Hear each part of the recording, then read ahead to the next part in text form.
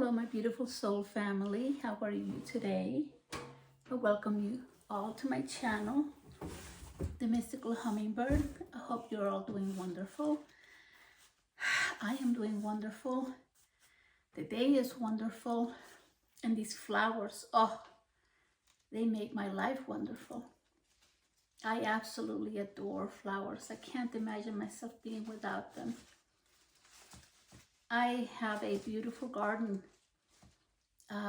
Thanks to my mom and dad, because they taught me about horticulture and planting and so forth. These are not from their garden, but I have to tell you that these are just absolutely beautiful.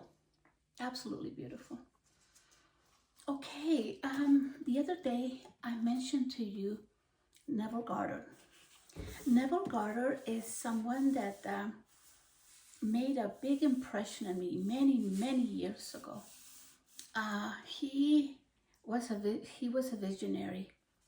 He was a man that just like any common person, but he discovered the power of his imagination, and he discovered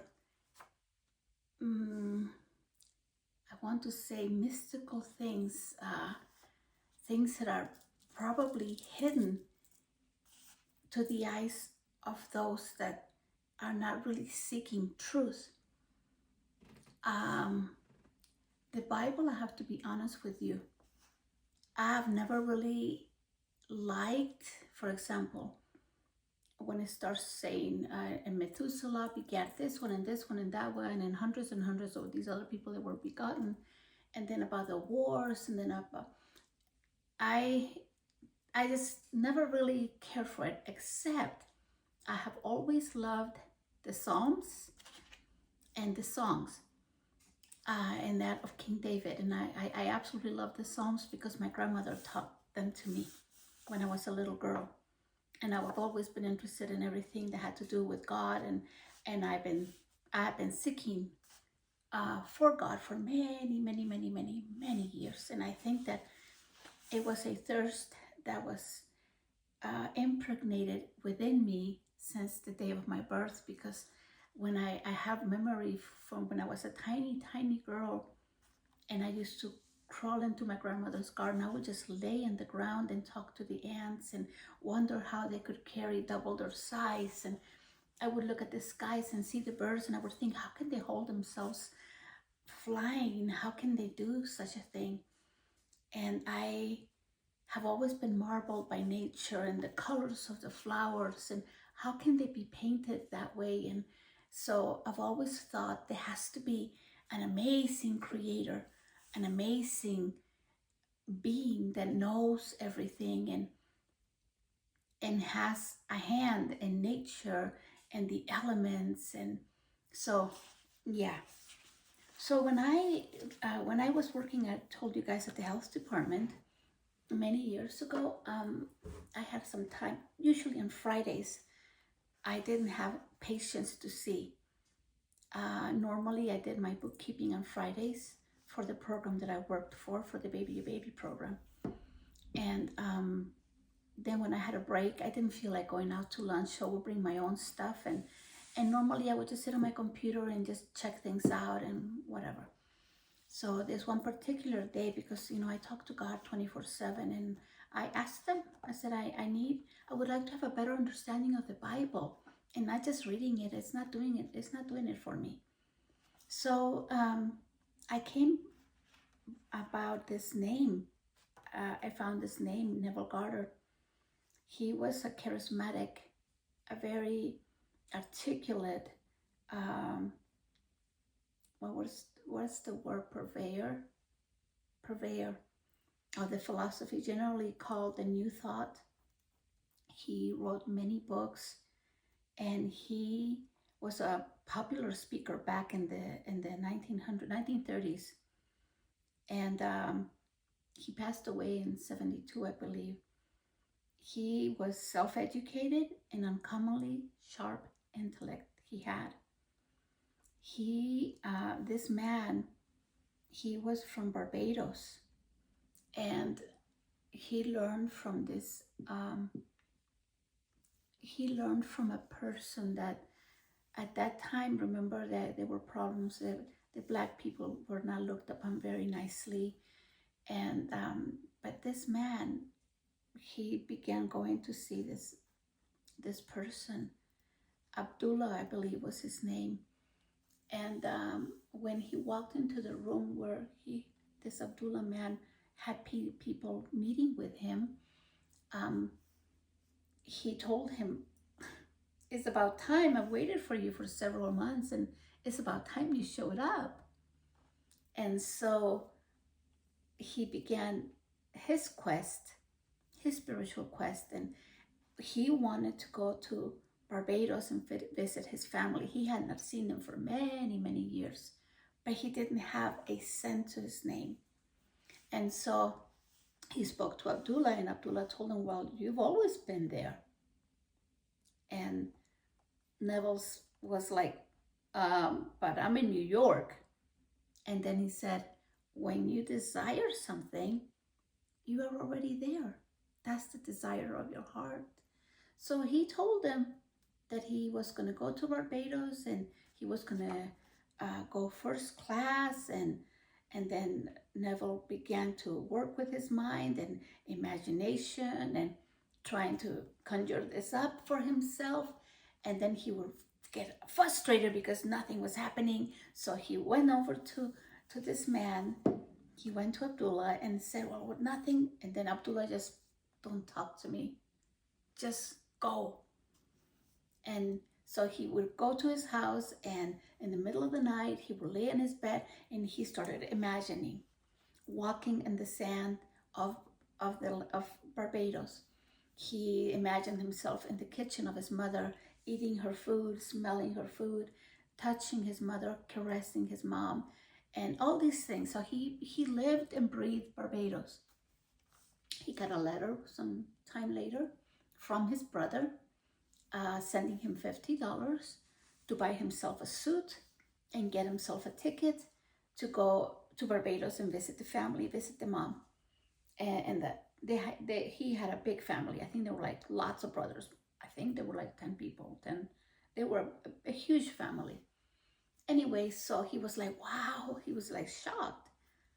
And he went and told Abdullah, and then he told him, you're going first class. And he kind of like, what? Well, when he got to the boat, because he went on a boat, they told him, well, I'm sorry to tell you, but something happened in your room, so we're going to have to put you up to the first class. So you're going to travel on first class. So this was the first experience he had. And then later on, other things. But something that I love about him is that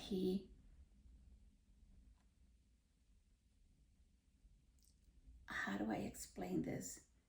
He saw himself, and he found within himself that which we all carry, but few are daring. And I'm telling you, daring enough, courageous enough. I won't say intelligent, because we all have intelligence, and we underestimate ourselves and think, oh, I can't do that. We underestimate ourselves. But when we do that, we do a disservice to ourselves, because we're all intelligent. And wisdom we acquire when we do things that are good for us, and the universe shows us that we've taken steps that were wise. And we know in our hearts we know when we do things that are wise. He says, leave the mirror and change your face. Leave the world alone and change your conceptions of yourself. Now, this is the first book I read, and I was so impressed, and that I'm going to just read the last, within this book, there's another little tiny, it's just a couple of pages, and it talks to you about what meditation, what the search does, the fulfillment of his dream. And he wrote this. And this is from Neville Goddard, the book Awakened Imagination. The search. Once in an idle interval at sea, I meditated on the perfect state and wondered what I would be were I of too pure eyes to behold iniquity, if to me all things were pure and were I without condemnation. As I became lost in this fiery brooding, I found myself lifted above the dark environment of the senses. So intense was the feeling, I felt myself a being of fire dwelling in a body of air. Voices as from a heavenly chorus with the exultation of those who had been conquerors in a conflict with death were singing, "He is risen, he is risen." And intuitively, I knew they meant me. Then I seemed to be, excuse me, let me get some water.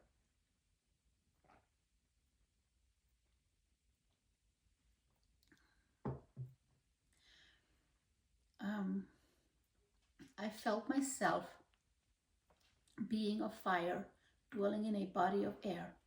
Voices as from a heavenly chorus, with the exaltation of those who had been conquerors in a conflict with death, were singing, "He is risen, he is risen." And intuitively I knew they meant me. And then I seemed to be walking in the night. I soon came upon a scene that might have been the ancient pool of Bethsaida, for in this place lay a great multitude of impotent folk, blind, halt, withered, waiting not for the moving of the water as of tradition, but waiting for me. As I came near, without thought or effort on my part, excuse me, they were one after the other, molded as by the magician of the beautiful. Eyes, hands, feet, all missing members, were drawn from some invisible reservoir and molded in harmony with that perfection which I felt springing within me. When all were made perfect, the chorus exulted, "It is finished." Then the scene dissolved and I awoke. I know this vision was the result of my intense meditation upon the idea of perfection, for my meditations invariably bring about union with the state contemplated. I had been so completely absorbed within the idea that for a while I had become what I contemplated, and the high purpose with which I had for that moment identified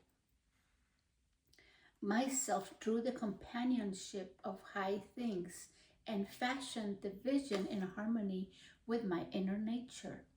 The ideal with which we are united works by association of ideas to awaken 1,000 moods to create a drama in keeping with the central idea. I first discovered this close relationship of moods to vision when I was aged about 7. I became aware of a mysterious life quickening within me like a stormy ocean of frightening might.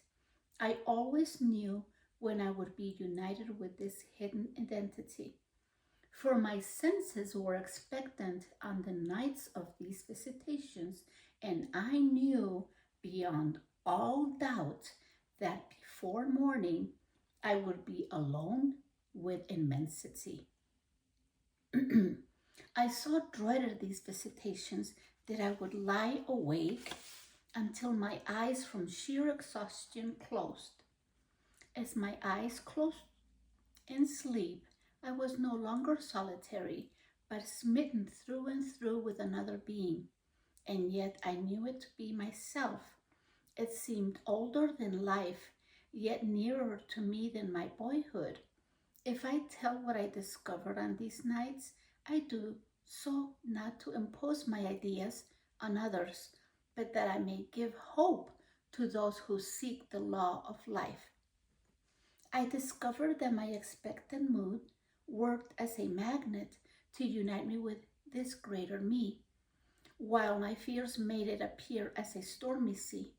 As a boy, I conceived of this mysterious self as might, and in my union with it, I felt its majesty as a stormy sea, which drenched me, then rolled and tossed me as a helpless wave.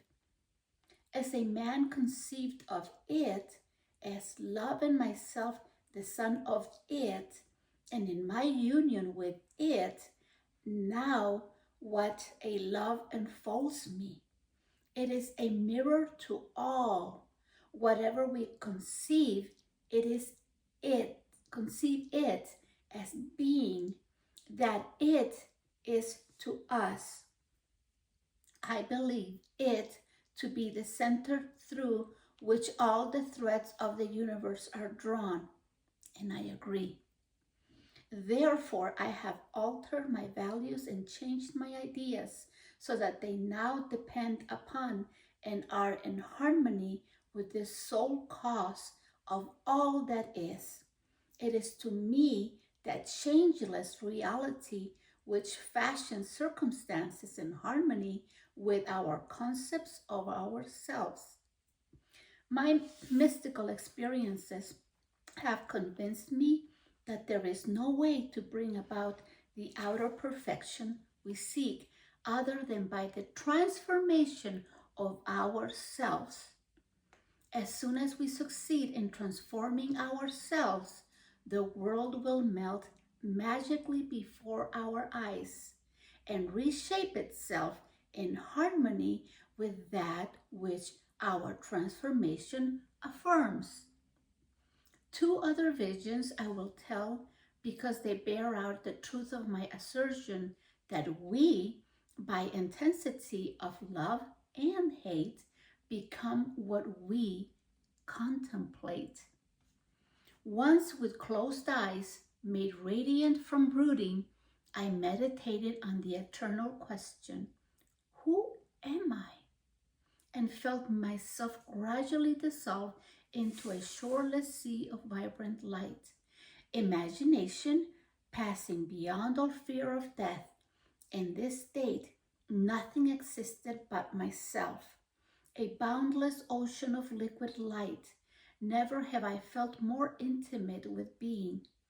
How long this experience lasted, I do not know, but my return to earth was accompanied by a distinct feeling of crystallizing again into human shape. At another time, I lay on my bed and with my eyes shut as in sleep, I brooded on the mystery of Buddha. In a little while, the dark caverns of my brain began to grow luminous. I seemed to be surrounded by luminous clouds, which emanated from my head as fiery, pulsating rings. I saw nothing but these luminous rings for a time. Then there appeared before my eyes a rock of quartz crystal. While I gazed upon it, the crystal broke into pieces, which invisible hands quickly shaped into the living Buddha. As I looked on this meditative figure, I saw that it was myself. I was the living Buddha whom I contemplated. A light like the sun glowed from this living image of myself with increasing intensity until it exploded. Then the light gradually faded, and once more I was back within the blackness of my room. Out of what sphere or treasury of design came this being mightier than human, his garments, the crystal, the light? If I saw, heard, and moved in a world of real beings, when I seemed to myself to be walking in the night, when the lame, the halt, the blind were transformed in harmony with my inner nature, then I am justified in assuming that I have a more subtle body than the physical, a body that can be detached from the physical and used in other spheres. For to see, to hear, to move are functions of an organism, however ethereal. If I brood over the alternative that my psychic experiences were self-begotten fantasy, no less am I moved to wonder at this mightier self who flashes on my mind, a drama as real as those I experience when I am fully awake. On these fiery meditations I have entered again and again, and I know beyond all doubt that both assumptions are true.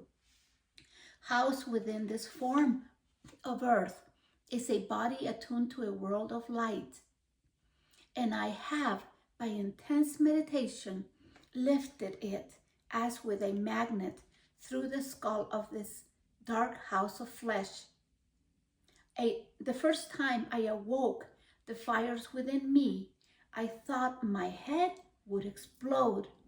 There was no intense vibration at the base of my skull, then sudden oblivion of all. Then I found myself clothed in a garment of light and attached by a silvery elastic cord to the slumbering body on the bed. So exalted were my feelings, I felt related to the stars. In this garment, I roamed spheres more familiar than earth, but found that, as on earth, conditions were molded in harmony with my nature, self-begotten fantasy. I hear you say, no more so than the things of earth. I am an immortal being, conceiving myself as man and forming worlds in the likeness and image of my concept of self. What we imagine, that we are. By our imagination, we have created this dream of life. And by our imagination, we will re-enter the eternal world of light, becoming that which we were before we imagined the world. In the divine economy, nothing is lost. We cannot lose anything save by descent from the sphere where the thing has its natural life. There is no transforming power in death, and whether we are here or there, we fashion the world that surrounds us by the intensity of our imagination and feeling, and we illuminate or darken our lives by the concepts we hold of ourselves. Nothing is more important to us than our conception of ourselves, and especially is this true of our concept of the deep hidden one within us. Those that help or hinder us, whether they know it or not, are the servants of that law which shapes outward circumstances in harmony with our inner nature. It is our conception of ourselves which frees or constrains us, though it may use material agencies to achieve its purpose. Because life molds the outer world to reflect the inner arrangement of our minds, there is no way of bringing about the outer perfection we seek other than that by the transformation of ourselves. No help cometh from without. The hills to which we lift our eyes are those of an inner range. It is thus to our own consciousness that we must turn as to the only reality, the only foundation on which all phenomena can be explained. We can rely absolutely on the justice of this law to give us only that which is of the nature of what? Ourselves. To attempt to change the world before we change our concepts of ourselves is to struggle against the nature of things. There can be no outer change until there is first an inner change. As within, so without. I am not advocating philosophical indifference when I suggest that we should imagine ourselves as already that which we want to be, living in a mental atmosphere of greatness rather than using physical means and arguments to bring about the desired change. Everything we do, unaccompanied by a change of consciousness, it is but futile readjustment of surfaces. However we toil or struggle, we can receive no more than our subconscious assumptions affirm. To protect against anything which happens to us is to protest against the law of our being and our rulership over our own destiny. The circumstances of my life are too closely related to my conception of myself not to have been launched by my own spirit from some magical storehouse of my being. If there is pain to me in these happenings, I should look within myself for the cause, for I am moved here and there and made to live in a world in harmony with my concept of myself. This is so important. Intense meditation brings about a union with the state contemplated, and during this union, we see visions, have experiences, and behave in keeping with our change of consciousness. This shows us that a transformation of consciousness will result in a change of environment and behavior. However, our ordinary alterations of consciousness as we pass from one state to another are not transformations because each of them is so rapidly succeeded by another in the reverse direction. But whenever one state grows to so stable as to definitely expel its rivals, then the central habitual state defines the character and is a true transformation. To say that we are transformed means that ideas previously peripheral in our consciousness now take a central place and form the habitual center of our energy. All wars prove that violent emotions are extremely potent in precipitating mental rearrangements. Every great conflict has been followed by an era of materialism and greed in which the ideals for which the conflict ostensibly was waged are submerged. This is inevitable because war evokes hate, which impels a descent in consciousness from the plane of the ideal to the level where the conflict is waged. If we would become as emotionally aroused over our ideals, we become over our dislikes. We would ascend to the plane of our ideals as easily as we now descend to the level of our hates. So important to know and understand that. Love and hate have a magical transforming power, and we grow through their exercise into the likeness of what we contemplate. By intensity of hatred, we create in ourselves the character we imagine in our enemies. Qualities die for want of attention, so the unlovely states might best be rubbed out by imagining beauty for ashes and joy for mourning, rather than by direct attacks on the state from which we would be free. Whatsoever things are lovely and of good report, think on these things, for we become that which we are in report. There is nothing to change but our concept of self. Humanity is a single being in spite of its many forms and faces. I've always known this. And there it is in it only such seeming separation as we find in our own being when we are dreaming.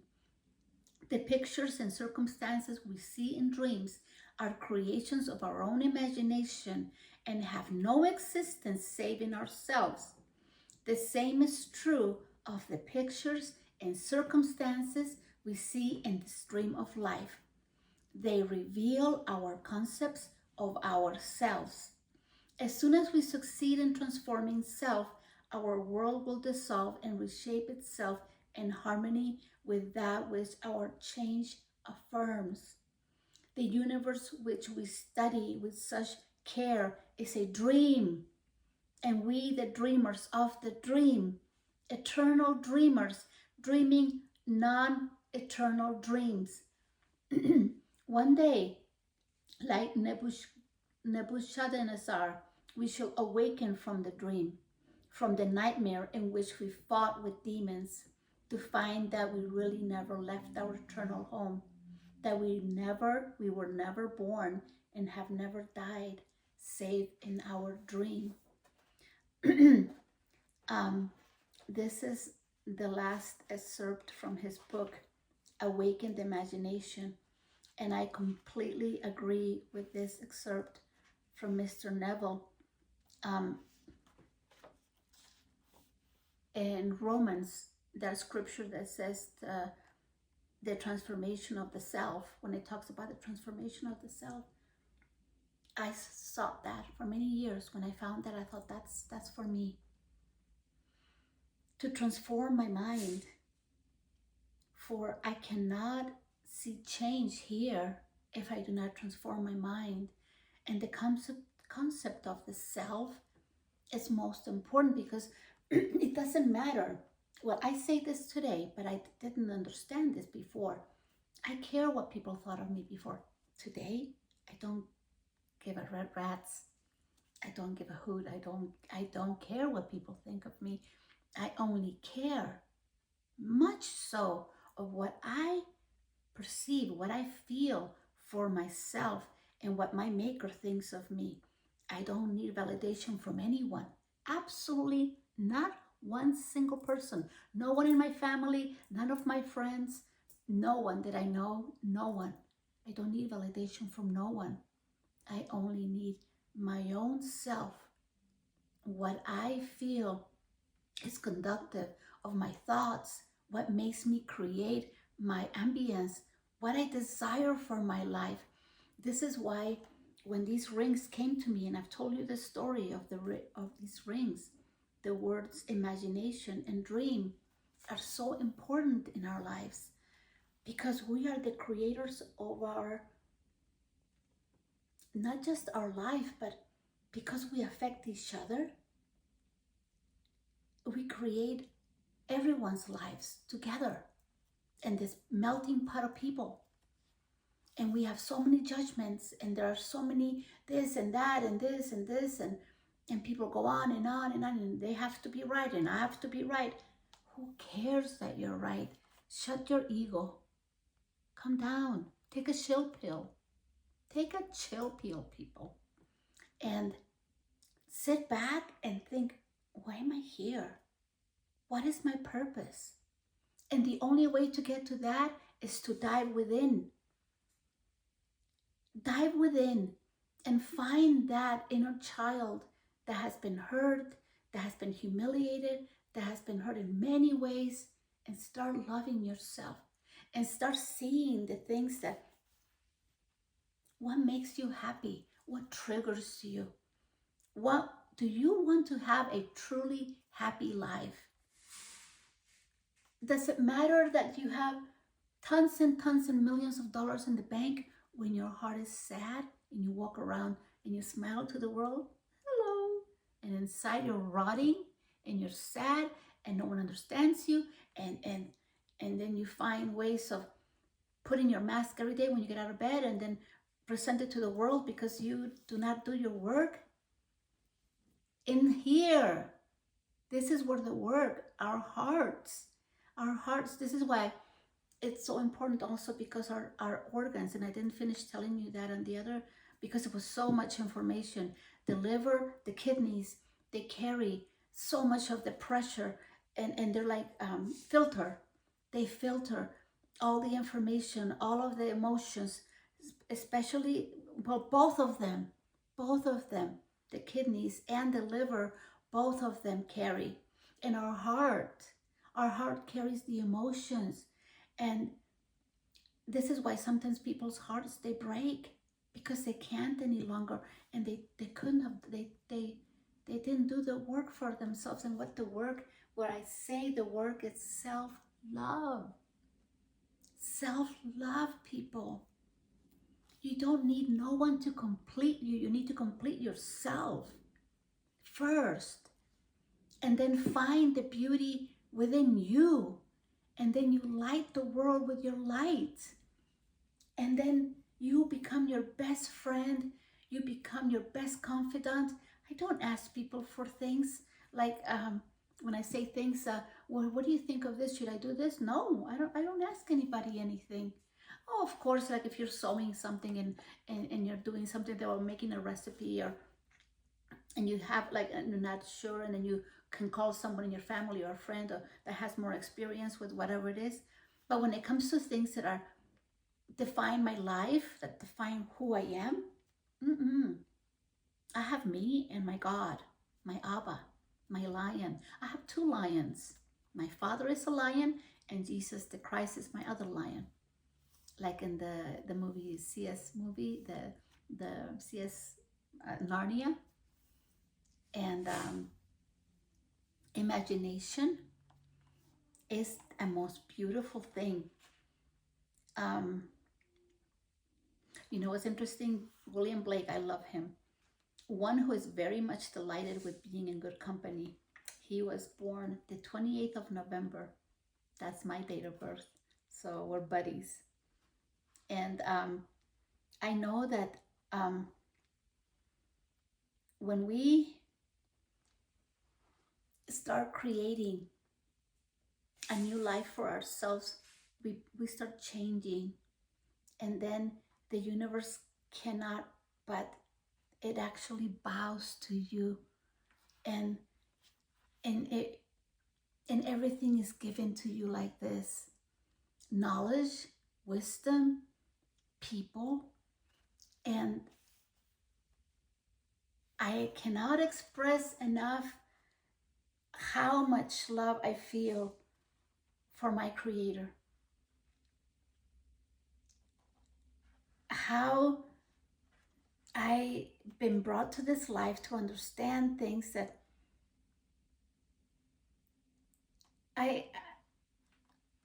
we are the light of the world.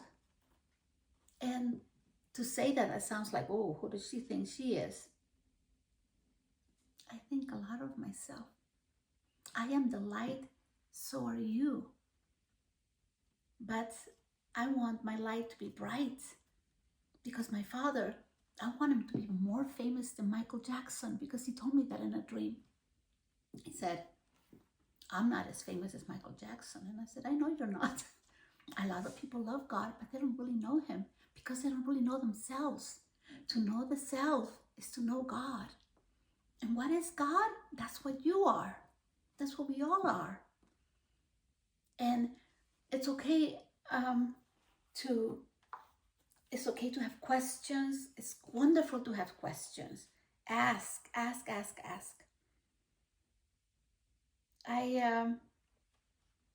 wanted to come here today and tell you this.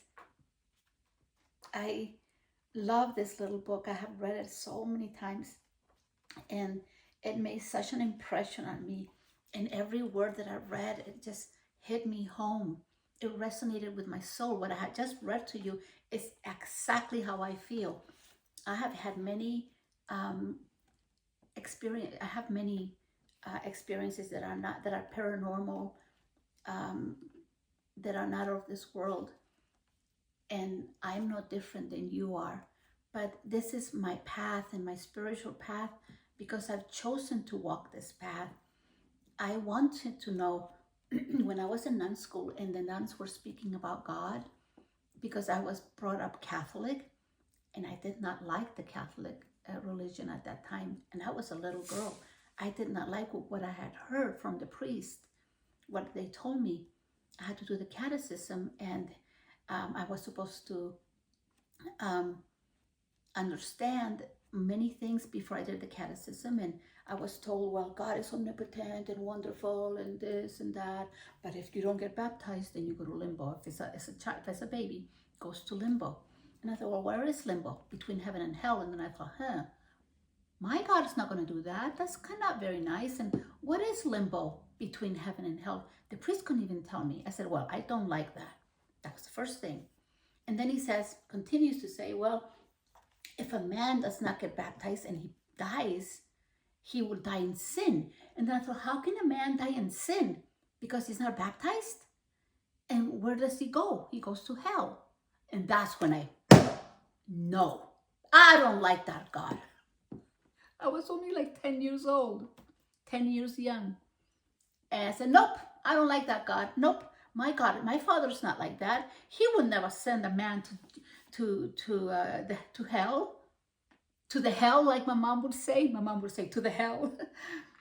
And I thought, no, I refuse. I don't want the catechism. And he grabbed me by my ear and pulled my ear, got me to get down on my knees, and I had to say, I think it was 100 holy, the Holy Marys, the prayer, and to say the Lord's Prayer 50 times on my knees to the grove.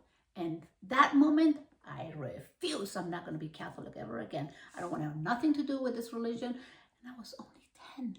So I've been inquisitive. And then when the nun, her name was Sor Petronilla, she was Italian, and she was teaching us about Rumi, the ancient poet, and about when you seek God, you find yourself, and when you find yourself, you find God. And then I would think it's kind of unfair that God knows me. He knows me from north to south and west to east and all that. How come I don't know nothing about him? So I thought, no more. I'm going to find out who he is. And I'm going to find out everything. Because when I get stuck with something, I dive in there. And so I've been like this since I have dreams, I have out-of-body experiences. Imagination, when you think about it, the words, when I had that dream, the letters moved like this around, and it was, I am genie. Imagine the word genie. Imagine, I am, put the words backward for imagine, and then G-I-N-E, genie. What's a genie? A magical being.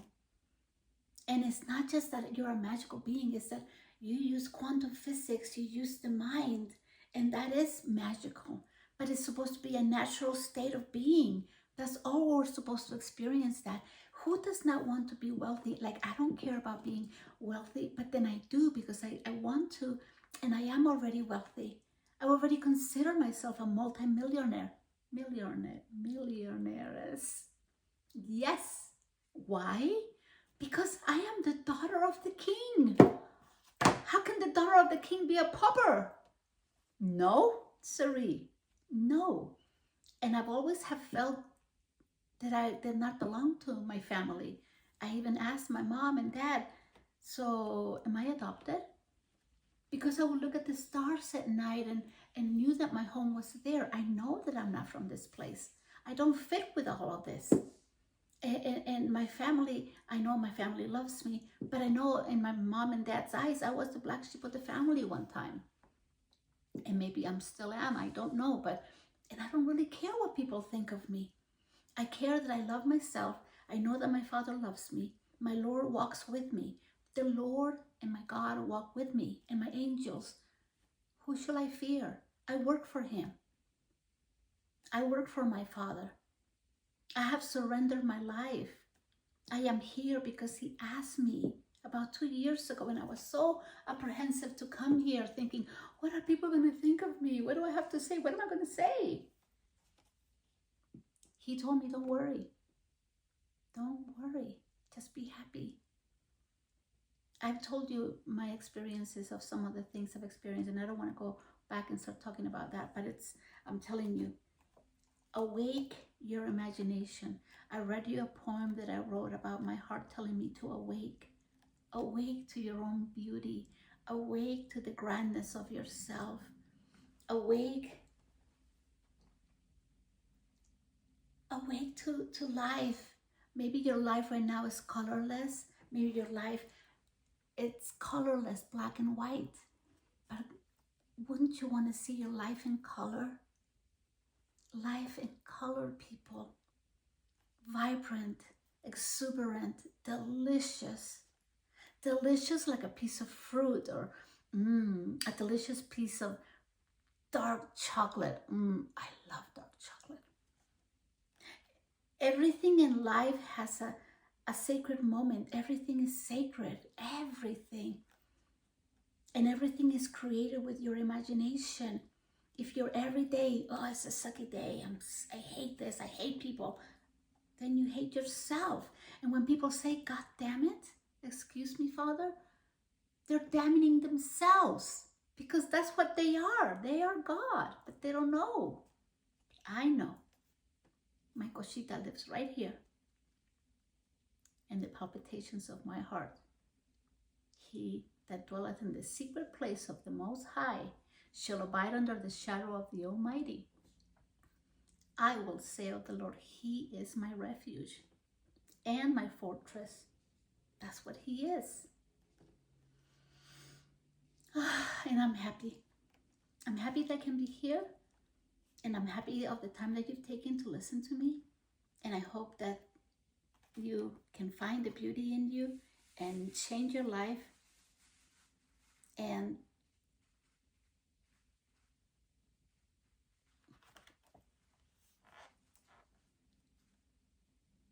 you know, when people go, and this is one of the things I love, I adore animals, I adore birds, I love fauna and everything, all nature.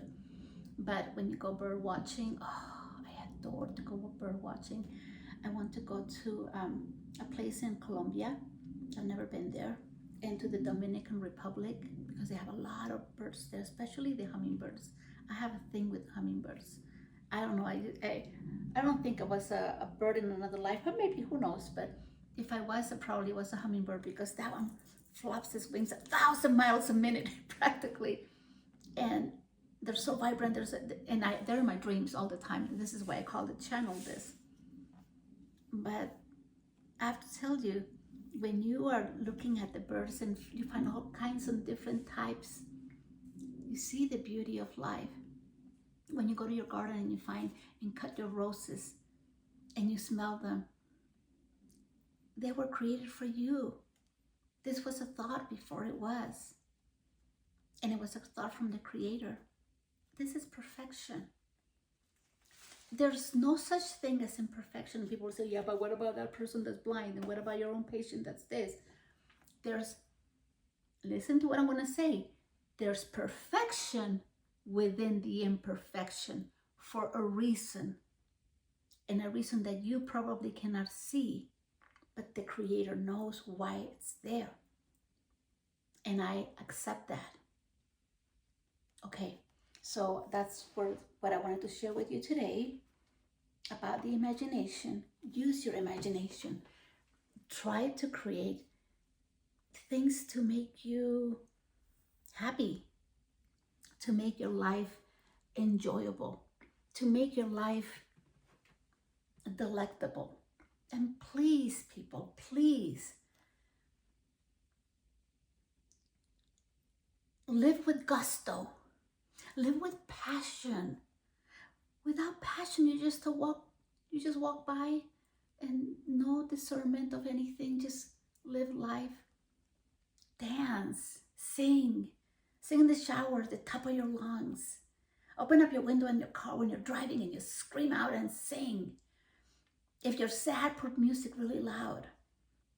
If you're angry, scream it out and let it out. Let your emotions out. Release them. And then you release your soul. Your inner child gets brighter and prettier. And then you own the world. The world loves you. If you love yourself, the world loves you. And you get gifts from the universe. But I'm saying this not because I'm receiving this, but it's just because my soul is happy. My mind is clear. I don't have anything to be sad about. People choose to do what they want to do when they do it. I am not responsible for no one, only me.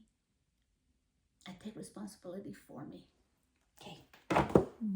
I love you, my beautiful soul family. Have a wonderful day.